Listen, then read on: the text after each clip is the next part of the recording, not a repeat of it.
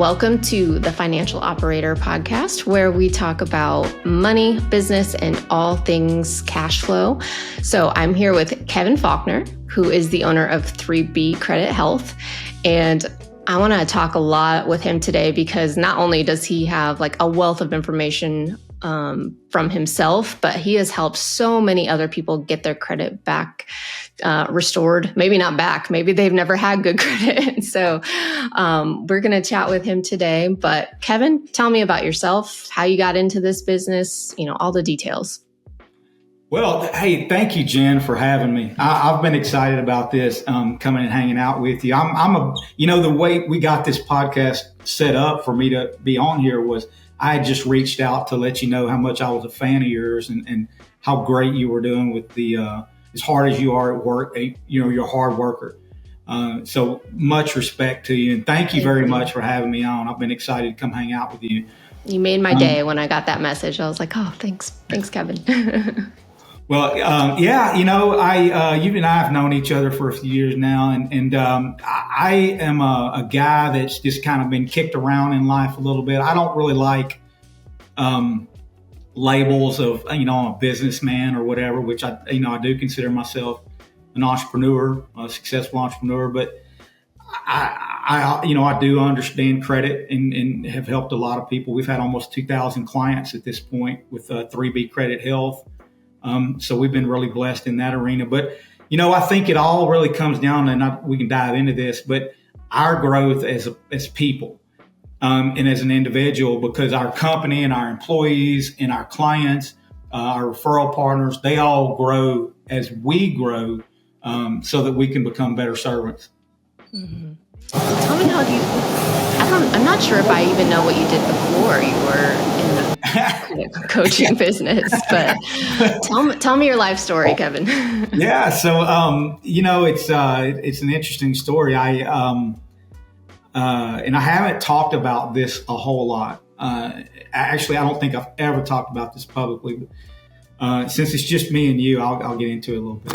So I dealt with depression for a long time in life. And I got put on some medications and things, and the stuff we can go down that rabbit hole, but the stuff really didn't do a lot of good for me. And it was just stuff that made me lose a lot of confidence. So I was caught in the 9 to 5, trying to, I thought, I was raised to believe, go get a job. And that's what a respectful person does, which it is.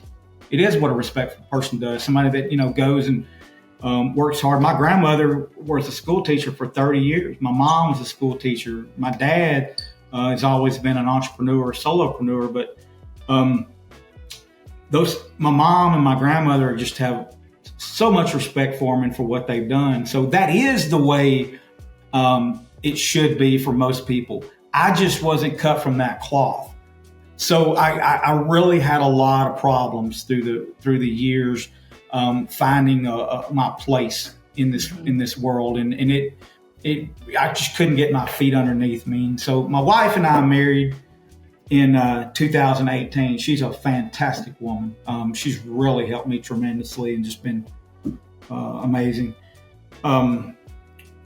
Real quick, I'm going to add something. I read something the other day about if you were to go to heaven and you could look for one person, who would be the first person you would look for? And so I start walking down or running up the flagpole, however you want to put it, walking down the checklist or whatever, thinking of all these people that I've met in my life. And I've had some fantastic people in my life. And I settled on my wife, Kelly, would have to be the person that I would have to meet. So I was just really blessed. I wanted to say that about my wife, but she's amazing. So anyway, in 2018, we got married. 2019, she came to me. I'd had 8 jobs between 2018 and 2020, which is, I'm a visionary and an entrepreneur mind, which I've kind of talked about.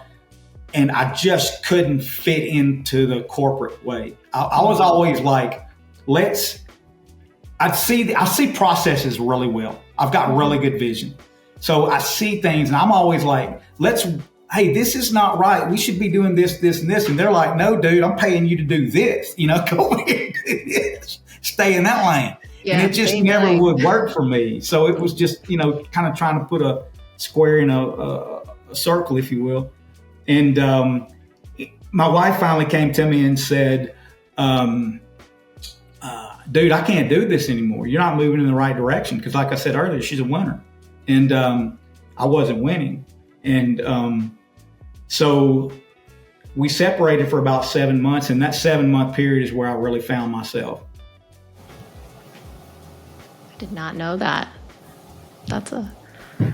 So what did you do in those 7 months? How did you find yourself? Yeah, well, I was in a 1-bedroom apartment. I started out with a buddy of mine. I stayed in his back room.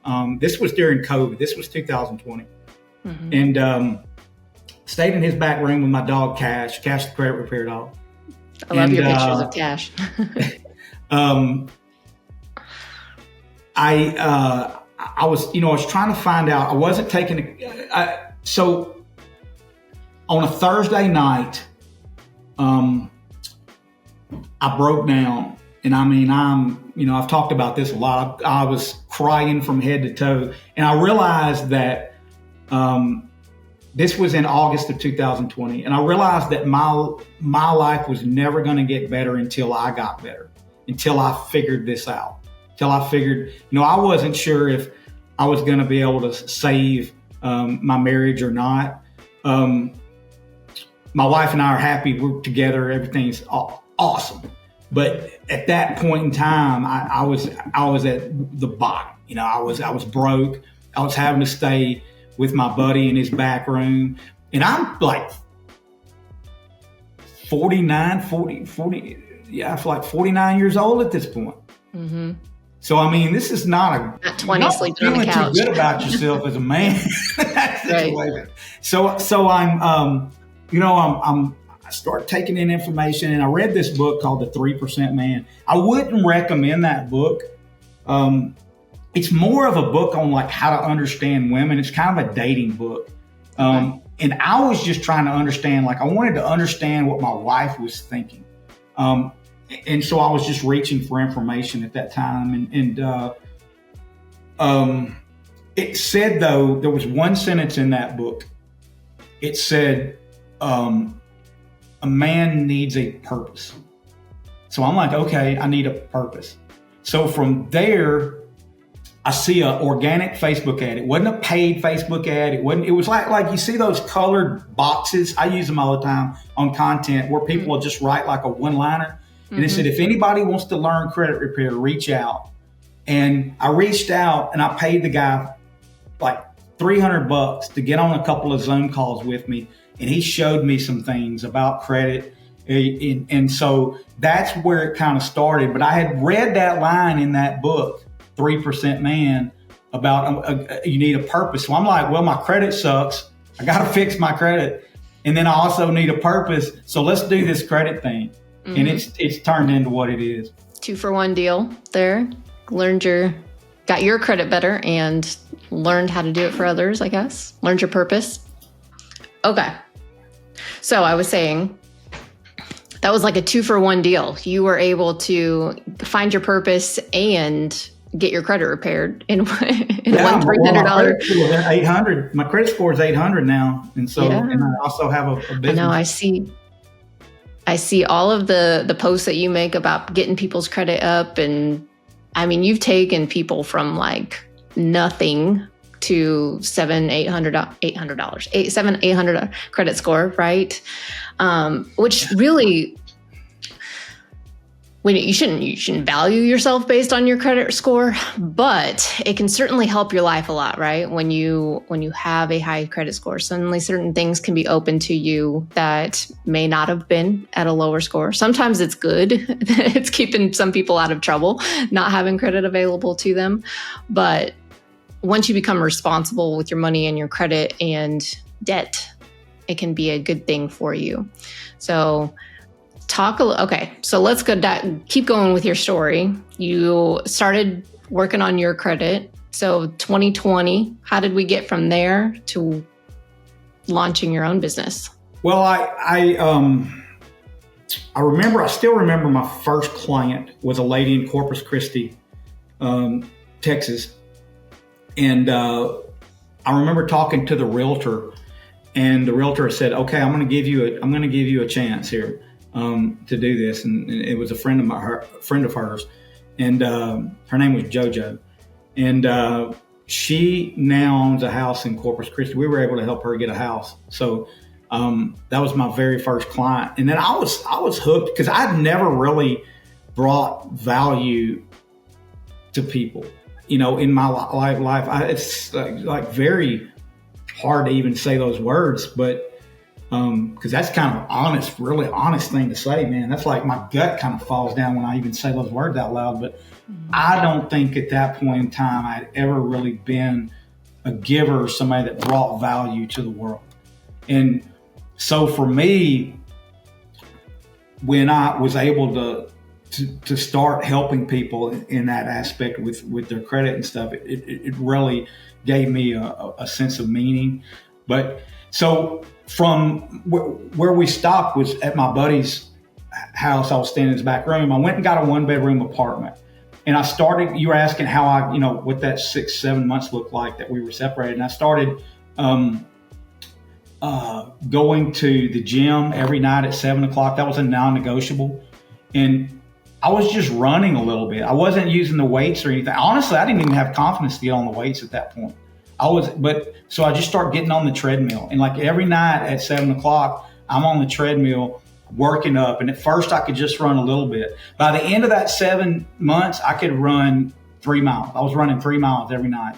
And the key there, I think, is a couple of things. I think we all try to do too much when we're in that type of situation. When we're down, the chips are down. We think we need to swallow the elephant whole, mm-hmm. and it's really just one bite at a time. And I think the key there is that I was keeping those promises to myself and feeling that pride. Because when we keep promises to ourselves, that's where self-worth comes from. Mm-hmm. And then that allows us to start taking on more things, because our brain doesn't understand levels of promises. It doesn't know you're going to the gym and running on the treadmill at 7 p.m. and keeping that promise. It doesn't know any difference between that and $1 million business deal. Mm-hmm. So to your brain, it's just your self-worth and your self-conscious. It's just, I either kept this promise or I didn't. I'm a guy that keeps promises, or I'm not a guy that keeps promises. Mm-hmm. So keeping promises to yourself is the key to self-worth, I believe. Mm-hmm. I love that. Yeah. And it is always like, you need to start small. I think not everyone, but a lot of people want to start off by, okay, we're going to start going to the gym. We're going to like do all of these things at one time. And in a way, you're sort of setting yourself up to fail, because like you said, like even if you fail one of those 5 things that you say you're going to do, if you're trying to start a new, completely different life, and you're like, I'm going to go to the gym, I'm going to start saving money, I'm going to start doing X, Y, and Z. If one of those things fails, it feels like you drop everything, because it's like, okay, well, I failed on that one. What's the point of keeping up with the other 4? And so starting small, just starting with that one thing.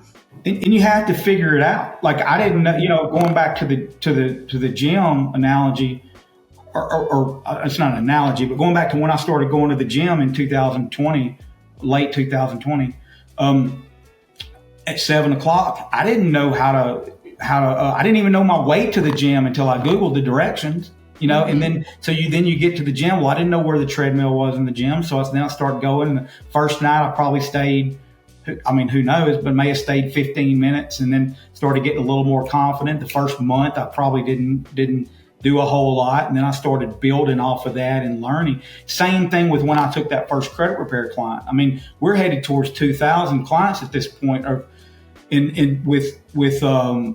have helped over 2,000 people. But it all started with JoJo from Corpus Christi, Texas. I didn't know what to even say to her when I took her on as a client. Mm-hmm. You're learning. you're trying to figure it out. Well, okay, well, that was a stupid thing to say, or actually that was pretty good. That was pretty good the way I delivered that information to her. She responded and it worked well. Cool, let's write that down. That's a win. That's we can duplicate that. And that's how you build a business. It's really that, or get in shape. It's really that simple. Mm-hmm. That consistency that gives you the confidence in doing more, right? Like a lot of time. Have you ever heard I don't even know who says it, but it's like, even if you're not going to go work out, just go to the gym and walk in. I've done that a bunch. And you end up doing something. Yeah. Because when you don't want to go is when you need to go. You know? And that applies to anything. When you don't want to make the calls, you need to make the calls. Yep. When you don't want to make the post, you need to make the post. Yes. And those are the times that it's like, that's going to be the one that hits, right? Like that call is going to be the one that's going to change the other person's life. And you didn't even want to make it. And here you are, you're talking to them and you're helping them out of a situation. You had no idea going into it that was going to be the win, but you did it anyway. So, all right. So you started going to the gym. How did you end up getting back with your wife? How did you prove to her that you had kind of become the man that she wanted? Well, I love this question because there's a lot of guys out here that need to hear this one. How this worked. So, you know what I did? I read that book, and the reason I say it's not a good book to read is because it's a book on dating, is what it is, and that just doesn't apply to anybody else. And I wasn't trying to date anybody. I was truly trying to understand my wife, and trying to figure it out with my wife. So. But I was just gathering any information I could. But what it told me was, don't reach out to your wife. And I remember we went to a therapist during that time. And I remember telling my wife and or I say therapist, marriage counselor, and I remember telling both of them, look, this is out of my control at this point. I can't really do much about this. I've kind of earned what I'm getting, because Kelly was not wrong in what she was doing. I can't control where you're going to go from here, Kelly. But I love you. And I can tell you this, I'm going to come out of this a better person. I'm one way or another. And my logic was, if I've messed this up, if I've blown this, I'm going to come out better so that the next step, whatever that looks like, I'm better prepared for it, which is another great business lesson. But so what I did was I started working on controlling the controllables, and which I'm real big on, and controlling what I can handle and being efficient with me and getting better. And then you're going to show up better for whatever you take on. And so we would talk like on occasion, like text and that kind of thing. I mean, but no real big communication. And we even had some calls about, how to divide everything up and that kind of thing. Some like FaceTime and stuff like that. So it got to where we were pretty close to the end there. And, we would just start talking just a little bit here and there, like, how's the business going? Because I just started this business, and she could just see from a distance, but I wasn't texting her or just bothering her. I was just working on me. I was more obsessed with becoming better in my business and my health, and really just learning how to be a better person. And she wanted me. She didn't want us to not work out. She just didn't want to be with a dude that had 8 jobs in 2 years and didn't have his life together. Mm-hmm. Okay. So you just basically proved to her through actions rather than trying to convince her. I didn't ask her to get back with me, or, I didn't do all that stuff. I just kind of went, I follow some dudes on I say Twitter, I was going to say Twitter, but X. And, they're like these younger guys. I'm 54. They're these younger guys. And I love these dudes, man. They're like all about, hey, go figure out how to make money, get your health right, make your life, concentrate on you and make your life better, man. And during that time is when I found those guys actually, and I know a couple of them now. They've all got real big followings and they're real big on their social media presence. But they talk about, you see a lot of stuff in that realm about hold up for 6 months, go disappear for 6 months, and you can change your life. I'm a firm believer in that one. Mm-hmm. You may have a family and kids and a wife and not be able to disappear. I totally get that. But for 6 months, mentally disappear into whatever makes you better in reaching your goals, and your family will benefit for a lifetime. Mm-hmm. Mm-hmm. I've seen that a lot too. And I think I think people have a lot of power. You can do a lot in 6 months, right? You just proved that. You took 7 months to completely change your life. And I think once you don't even have to have like a plan going into it necessarily, right? Like it's just one day at a time, figuring out what does my life, how do I make my life better today? And how do you build on that each day? I definitely think that, because compounding, I've learned now the power of having a plan. I'm also a big plan guy, but definitely you reach that plan by one day at a time, like you're saying. Just be, I love the phrase 1% better every day. Just better than you were yesterday. I was actually thinking about that coming back from the gym this morning. I think in this day and age, man, it's so crazy how we're so wired to think we've got to be competing with people and other people. And I think it just leads to unhappiness. But I think the other thing is too, it's fool's gold. Like if we're working on us and just becoming better, like I said, better than we were yesterday, then, you're going to have these steps. Because if you're struggling with money right now, you need to get your money straight. Don't hire me to help you with your credit until you get your money straight. And once you get your money straight, I work with a ton of entrepreneurs that are, they figure out the money and then their credit falls behind. So we help them get where they can get business credit and so forth. So, you do that. But then if you're trying to grow a business, you want to work from a business standpoint of let me scale a business. It starts with sales, and then it starts with marketing, because marketing is sales to many. And then it's systems and processes you need to get in, and then you start hiring people, and then now you're in the leadership aspect of it. So and that comes with time, with compounding and learning and getting this stuff down. But it builds. That 2020 was 5 years ago. It took a lifetime of learning over the last 5 years to get here. Mm-hmm. But look at so 5 years can both seem like an eternity and nothing, right? Like you've done a lot in 5 years to get to where you're at today. But I think, so when I say things like, you don't even have to have a plan to get started, a lot of people get caught up in the, like, well, I have to know the entire roadmap to get to the end of what you want. And so very few times is that how things go, right? Yes, and so you got caught up in the planning stage of it and you don't ever take that first step. Or sometimes it's like you just have to blindly get out there and start doing something without knowing what the end goal is going to be or what the end is going to look like. Yeah, absolutely. And Sammy Knight is somebody that had a huge influence on me. And he talks about pivot, but don't give up ground. Yeah.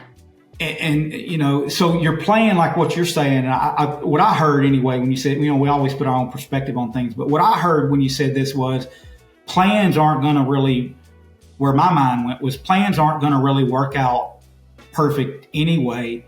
So if you just build off of better tomorrow than I was yesterday, you're making up ground and you're moving in the right direction. The other thing is too, Jen, to that is when you're in that spot, like where I was in 2020, I don't know where I want to go at that point because of who I am at that point. I'm not who I am.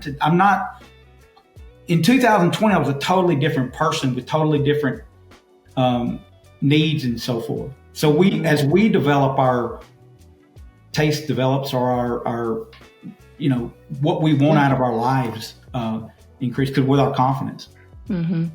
I always look back. I was a bit of a late bloomer as far as like knowing what I wanted to do as well. And so when I graduated college, I really had no idea what I wanted to do. So it's like I kind of floundered a while and just kind of took whatever was offered to me, like doing whatever job I could get.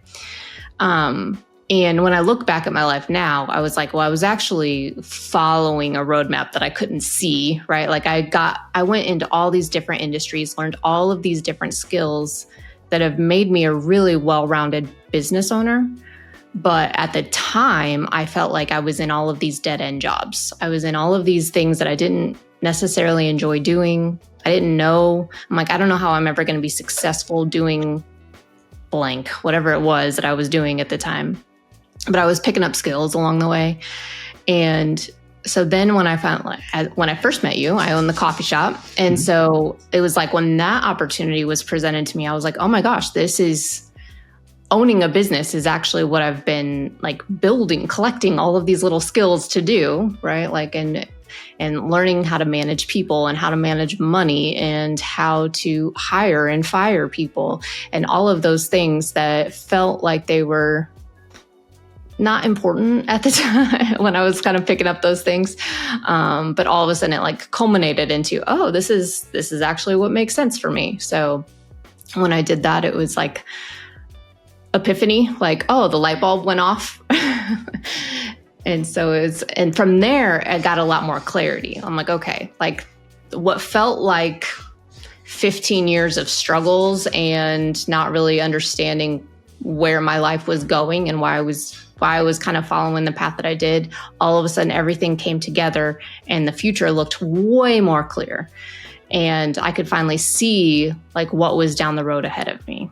And so owned the coffee shop for 5 years and started working with Mills a year ago, which I had been in a CFO role. But it was like, I never even thought about doing it as a business, but I wanted to own a business. Like that was always one of those things. And so, wasn't certain until somebody told me like fractional CFOs are a thing, right? So that was kind of like, oh, duh. So yeah, it's taken me a while. I don't know that like I tell this story and I'm like, I have made every mistake that you can possibly make, I think. And so that is actually what helps me help other people, because you aren't living this like perfect life of, yeah, I went from A to B to C to D to like this perfectly straight path. It sounds like you have had a very similar, like maybe in a different way, but like you came to the realization pretty late as far as like, okay, this is actually what I want to be doing. This is how I help people. Yeah. I definitely have similar. I think it's similar because I love you saying that because you're going in this direction because you think you're failing. And when you're failing, you're actually not necessarily failing. You're just learning. And these things that you learn are worth a lot. They're not necessarily, they don't train. You can't put them like literally in the bank and spend them, but they are what makes what you can put in the bank and spend, because these lessons and these takeaways, like I learned, those 8 jobs, for example, between 2018 and 2020, you learn sales, you learn people, just like in the coffee shop. You wouldn't trade that experience for anything, probably because of everything you learned, and that would go with a great business like that. And you're same with me and all the things that I so-called failed at.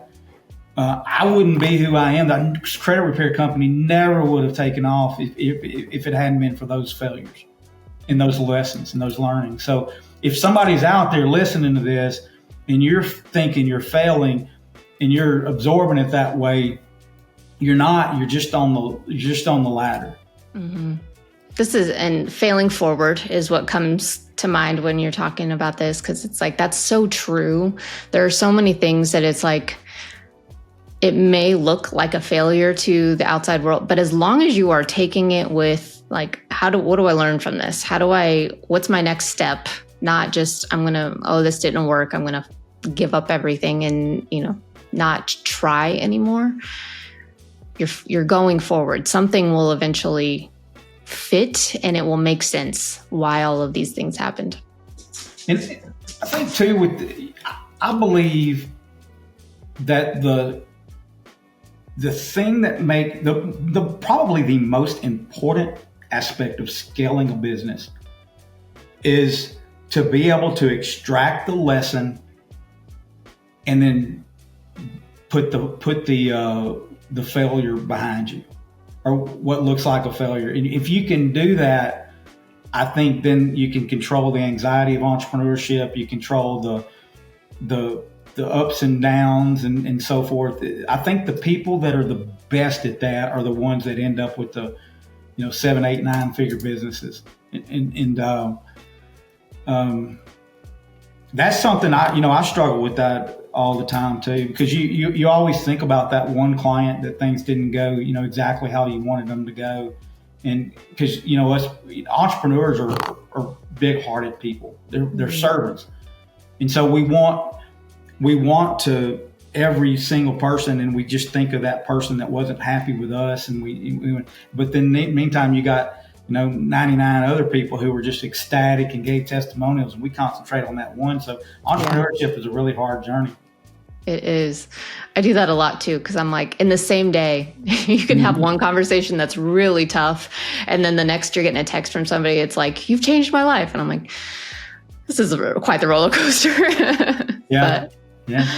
All right. So tell me, okay, so we've moved on kind of you're in your business. So you have scaled it though. Tell me about your business journey a little bit and how you've gotten started, how you got it kicked off the ground. You had JoJo, but how did you keep rolling that into new customers and where you are now? Well, I got in Apex, and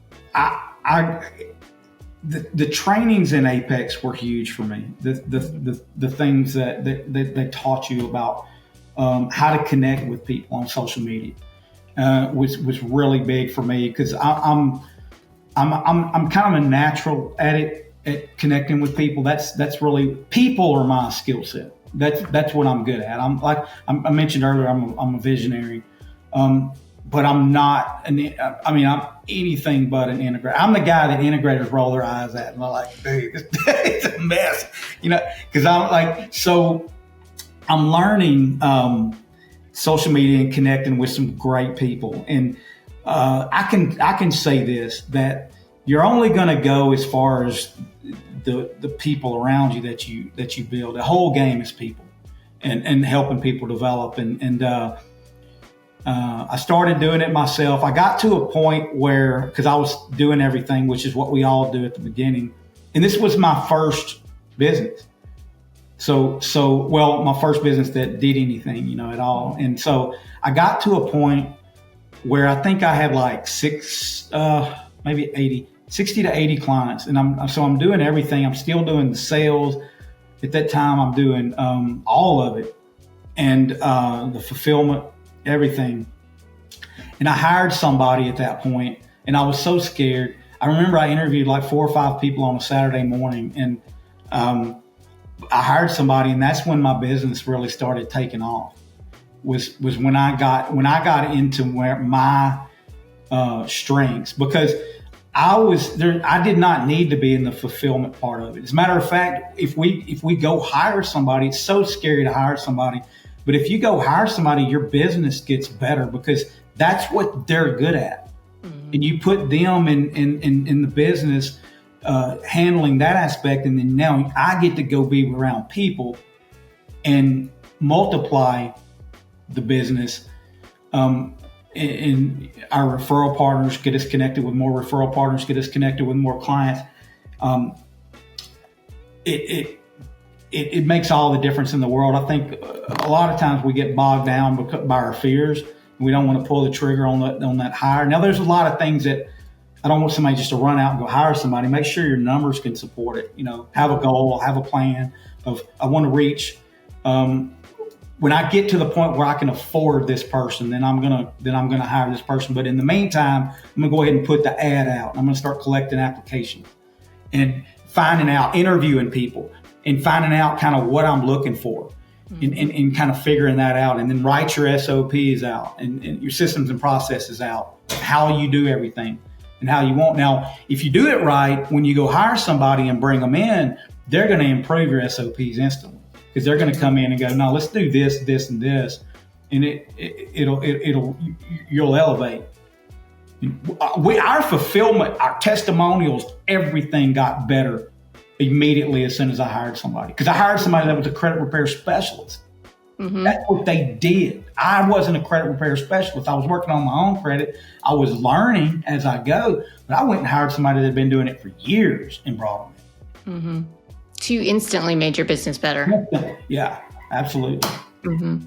I think too, as entrepreneurs, we're very motivated by, like, you tell us what to do, not necessarily in the, like, we want to be told what to do. I think that's probably the anti-entrepreneur mindset. But if I tell you, you need to bring in $50,000 this month in order to hire somebody, like, we're going to do it, right? Like, it's just a innate thing. Like, we just like, okay, we need to do this before we can do that. And it's like, all of a sudden we start making that happen.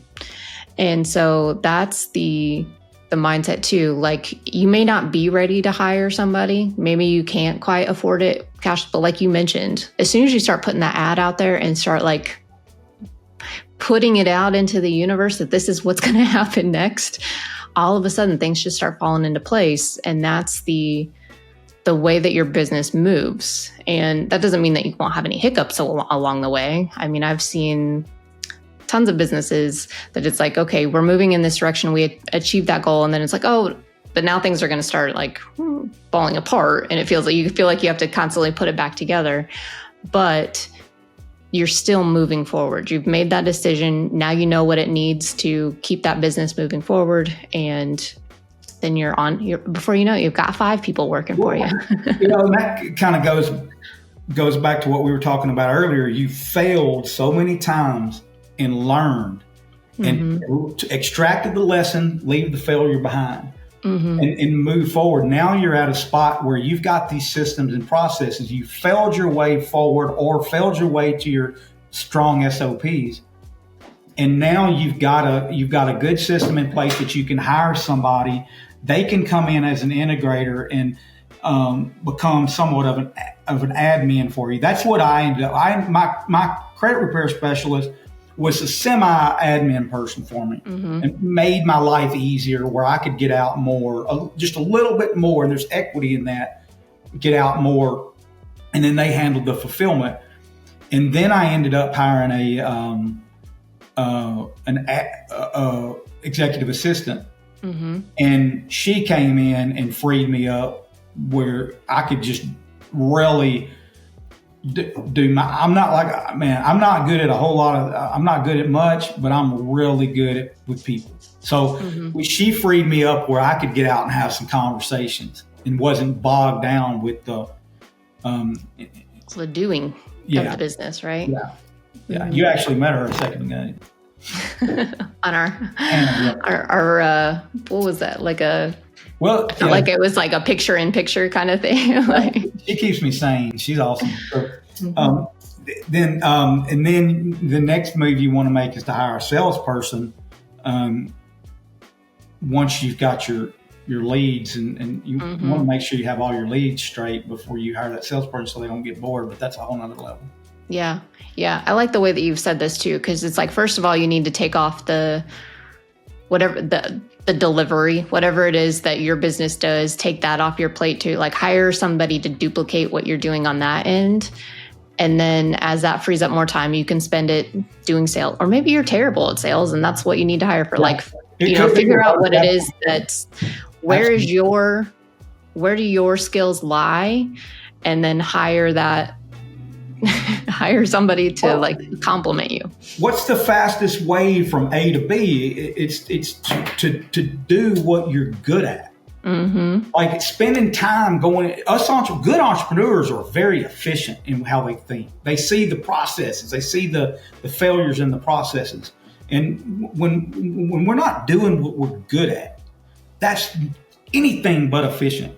Yeah. You're wasting so much equity and leaving so much good quality on the table. So if you go make this hire and bring in this person that's good at the fulfillment, and they love just dialing in on putting all this together and building all this for the client.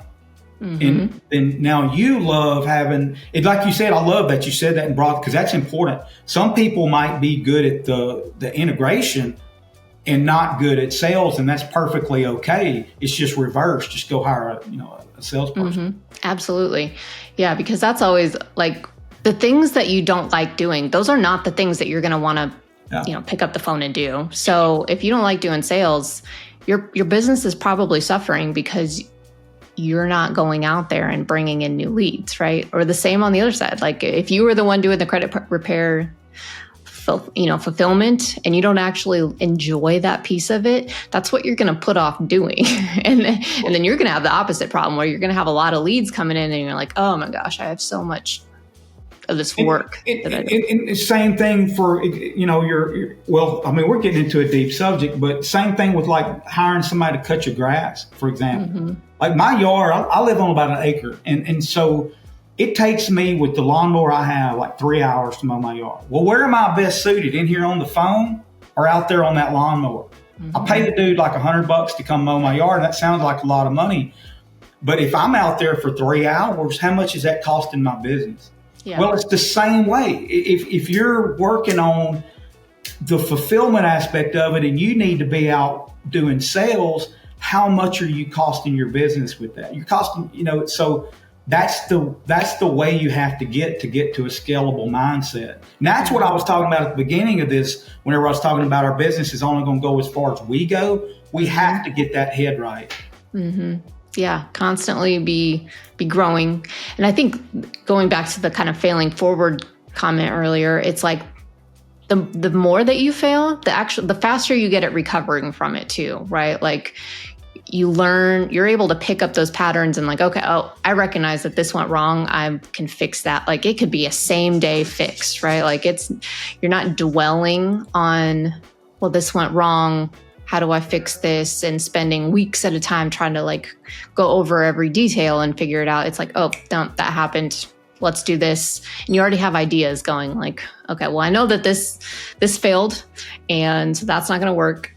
Let's pivot. And like you mentioned, Sammy, like pivot without losing ground, without losing time, all of those things. Yeah. You can just keep moving forward. Yeah, that's big. You never want to give up. You never want to give up ground. And the ground that you never want to give up is, well, another thing too for entrepreneurs is, I'll say this, probably the number one reason that I've been able to grow is because I have stayed with personal credit.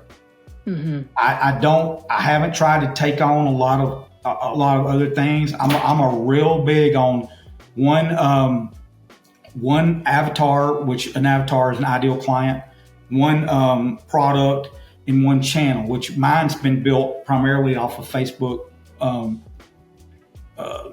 my Facebook, but not paid ads, organic Facebook. So I've gotten real good at those mm-hmm. three things. I'm very good at individual credit. I'm very good at marketing on my Facebook account. What was the other one I said? There was three of them. Our product, marketing, and ideal client. I know my ideal client. I know mm-hmm. my ideal client inside and out, which my ideal clients are two. They're people trying to buy a home and entrepreneurs that are trying to get to a place where their credit catches up with their money. Mm-hmm. That's who I love to work with, because those are goal-oriented people. Mm-hmm. Well, that helps you quiet the noise that's going around. When you're that focused on, like, no, these are the people that I serve, this is what I do, it's focus is powerful, right? You can focus on helping those people, and there's endless amounts of those people. It's not like you need to go find 10 avatars in order to make a living. There's millions of people buying a home, millions of entrepreneurs. So you don't have to go outside of that. And it saves you a lot of money, probably in time, being able to focus on those specific people and those channels. And the other thing too with that, absolutely. And the other thing too with that is, like Sammy said, don't give up ground. Don't pivot, but don't give up ground. Well, every time an entrepreneur adds a new product or switch it, and I'm not saying don't do that. There are times to, absolutely, and we're going to do that in the near future as well. But there are times when you have to do that to scale. But you got to wait until you get good. And every time an entrepreneur goes and switches, they're giving up ground. They're because they got to go learn everything all over again. Let me go learn this product or whatever. And it's kind of the curse of a visionary. Mm-hmm. Yeah, we definitely like to have a little bit of this and a little bit of that, and try to move forward. But and I think it just gets hard for people, and they the pain of that failing that we're talking about, learning those lessons, and they think, well, it'll be easier over here. This is because I think that we have to ask ourselves, why am I looking to make this move? Mm-hmm. Well, I think it'll be more efficient, more easier. Well, it's not going to be. It is when you first take it on and there's excitement and everybody pats you on the back and says, okay, go get it, Kevin. That's why one of the reasons I failed so much for decades was because I kept bouncing around. Mm-hmm. I never would stay somewhere long enough. Mm-hmm. Yeah, there's this quote that's something like, the average millionaire has 7 streams of income or something like that. And I think that can do more harm than it does good, because people think that they need to have those 7 streams up front. They need to start day one with 7 streams of income. But that's almost impossible to do, right? Like you can't have 7 businesses running at the same time and be good at any of them. You have to focus on one. I don't know. I've heard that saying. Yeah. I don't know where that saying comes from. I'd have to see what I would want to see. What are these 7 streams of income? Mm-hmm. Like, let's break them all down. Yes, but that's not what gets reported, right? Like it's just that quote. I don't think I've heard it many times. It also depends on where you're at in the journey. Like Jacob Stoller always says, with real estate, he says real estate is not something that you make money with. It's something you park your money in once you get the money. And I think that makes a lot of sense. So what kind of millionaire are they talking about? Are they talking about a 7-figure millionaire, an 8-figure millionaire, a 9-figure millionaire? I'd like to know that too. Yeah. There's a lot of information left out of that. But like the comment that you said, that's somewhere where you park your money. Well, you have to have money generally in order to be able to park it, right? Like you don't want to be not feeding your family in order to invest extra money in. I think you make that first $1 million by getting really, really good at what you're doing. Yeah, absolutely. When we've talked a lot about, failing forward, I feel like credit actually falls really into that too, because generally you've failed a lot to get bad credit generally. And so that's kind of a great lesson in like, okay, well, we've learned all of this. Now I'm going to correct all of those things that I did. Sorry, she's going crazy back here. Hold on, let me close my door real quick. And all right, locked her out. I don't know how many times she's ran back and forth back there, but it's getting distracting. But what were we saying? So credit, that's somewhere where you're failing forward. You're trying to fix the mistakes that you've done in the past. You may have an idea of what you need to do, but you're coming in as the expert to be able to help them be strategic in their path forward and shorten that time, and being able to fix it faster. So it kind of goes right along with all of the things that we've been talking about here. But what is the experience like when somebody works with you? Like, do you have a program? What is it that you help people walk through in order to be able to improve their credit? Yes, ma'am. The first thing we do is put together a credit success plan for each one of our clients, and it's really powerful. It's effective because there's so much misinformation out there about credit. So much information that it's confusing. A lot of our clients, a common theme that I've noticed through the years with our clients is they're at a place where they want to improve their credit, whether they've gotten their business underneath them or they've just, like me, just kind of grown to a point where they wanted to get their life, to a position where they have good credit and can move forward. And it's just kind of part of our growth. And so they start working on it and they're taking in all this information from social media and they think, well, I think this is right, but I'm just not sure. And so we started putting together what's called a credit success plan. It was just kind of a light bulb moment I had a couple of years ago, where we started giving our clients an internal plan that we put together for them. That it was something we did on how we're going to get them up to, because I shoot for 800 with every client. That's the plan. Like, here's what you need to do to get to 800. Now, whether or not they stay with us till they get to 800 is up to them and what their goals are. I've got people that are like, dude, I want to get 800 just because I want to hit 800. And then I've got people that are like, we want the 620 so we can buy a house. That's what we're looking for, and then we're done. And then I've got people that maybe just want to remove one little thing, and we're perfect for that too. So it's whatever their goal is, but we'll put together a credit success plan for that client. Each client gets one, and they can take it with them and have it forever and build off of it.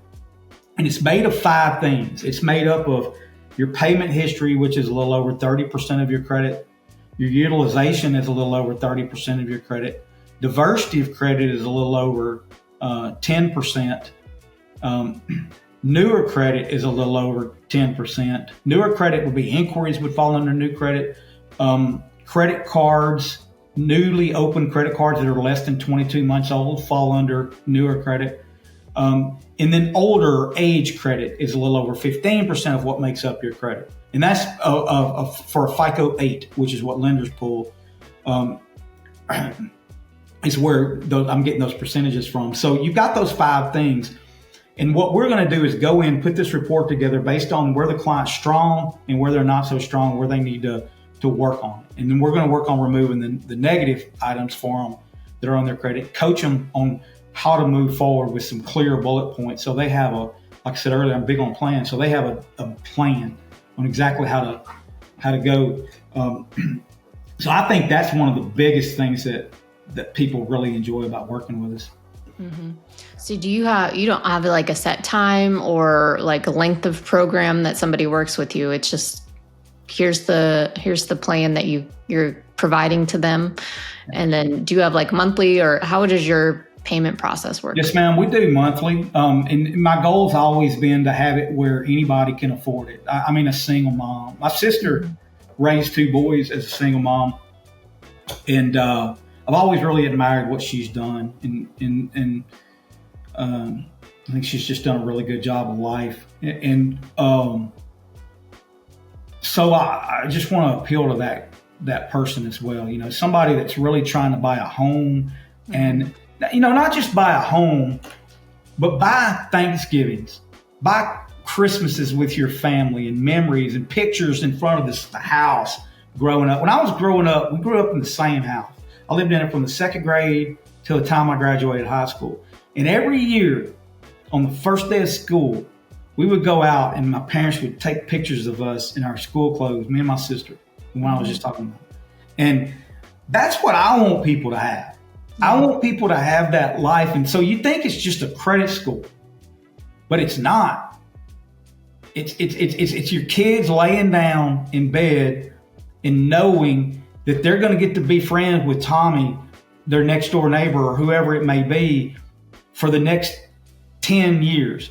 Because they're in the 1st grade and they get to grow up with these neighbors and these people, because we own this home. This is our home. Nobody's going to come raise the rent or rent it to somebody that's a bad person that's going to drive our life crazy.